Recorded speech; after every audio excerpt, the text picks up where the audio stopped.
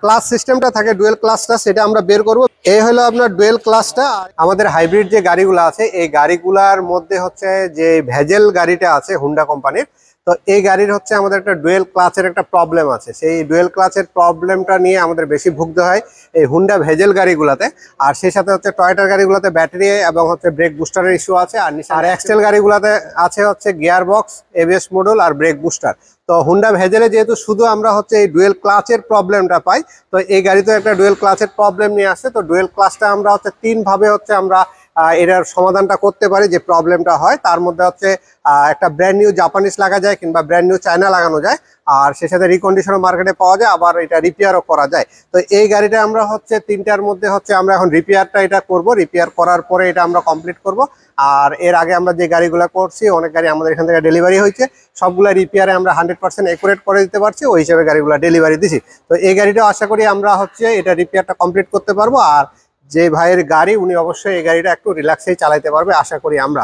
তো এটা আমরা 3 মাসের একটা গ্যারান্টি ওয়ারেন্টি দিয়ে থাকি যে গিয়ার বক্সে ডুয়েল ক্লাচে যদি প্রবলেম হয়, আমরা যে কাজটা করি সেটা কোনো প্রবলেম হলে 3 মাসের মধ্যে আমরা ফ্রি অফ কস্টে আপনাদের করে দিই যদি প্রবলেম হয়ে থাকে। তবে বেশিরভাগ গাড়িতে হয় না, বেশিরভাগ গাড়িতে হচ্ছে সুন্দর 2 থেকে 2.5 বছর এগুলো চলে রিপেয়ার করলে।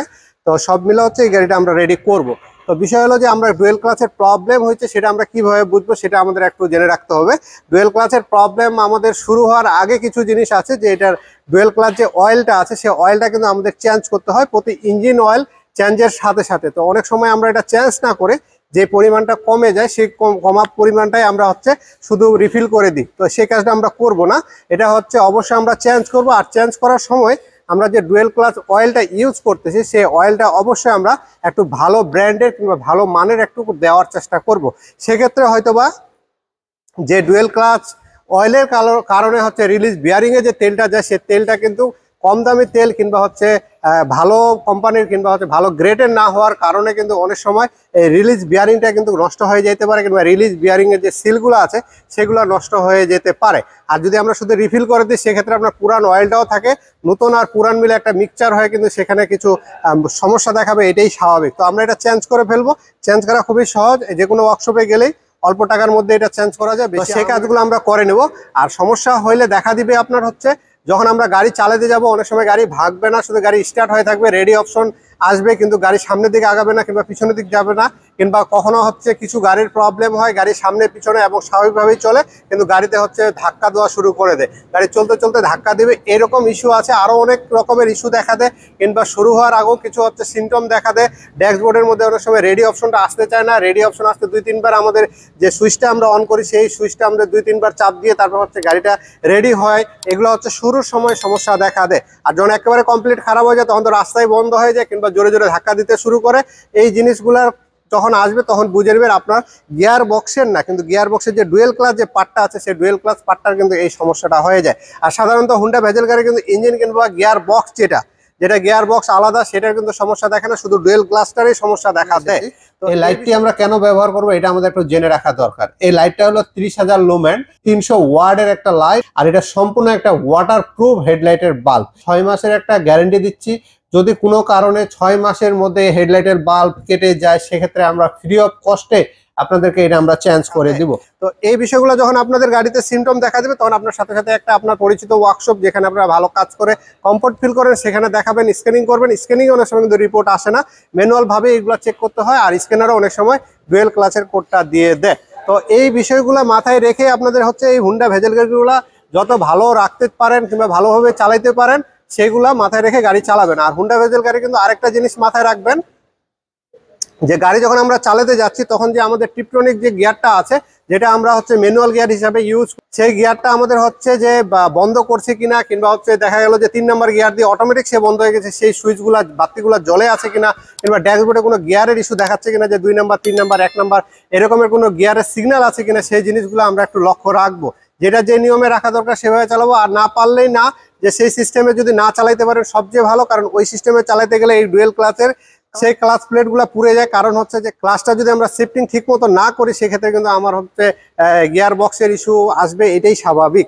তো সব মিলে আমরা গাড়ি ভালোভাবে চালাবো। রেডি অপশনগুলো যেগুলো আছে, যেগুলো আমরা রাফ ইউজ করি, রাফ ব্রেক এবং রাফ যে স্পিডে চালায় সেই জিনিসগুলো আপনারা একটু অ্যাভয়েড করে এই গাড়িগুলোকে চালাবেন, স্মুথ ভাবে চালাবেন, গাড়িগুলো ভালোভাবে চলবে। তো আমরা এখন এই গাড়ির হচ্ছে যে এই ডুয়েল ক্লাসটা আছে এটা আমরা বের করবো, বের করে আপনাদেরকে দেখাবো থাকে এবং হচ্ছে এটা কোন জায়গায় গিয়ারে লাগানো থাকে সেই জিনিসটা আপনাদেরকে একটু আজকে দেখানোর আমরা চেষ্টা করব।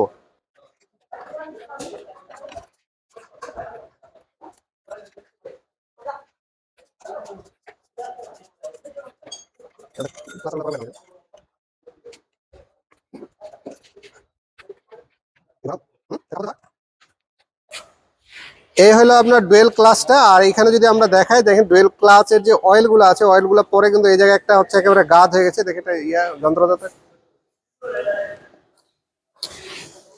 অয়েল পড়তে পড়তে এই জায়গায় একেবারে ময়লা জমে গেছে, সেই সাথে ক্লাস প্লেট পুড়ে গুঁড়াগুলা এখানে পড়ে গেছে একবারে। আর এই জায়গায় রিলিজ বিয়ারিংটা লিক হয়ে গেছে,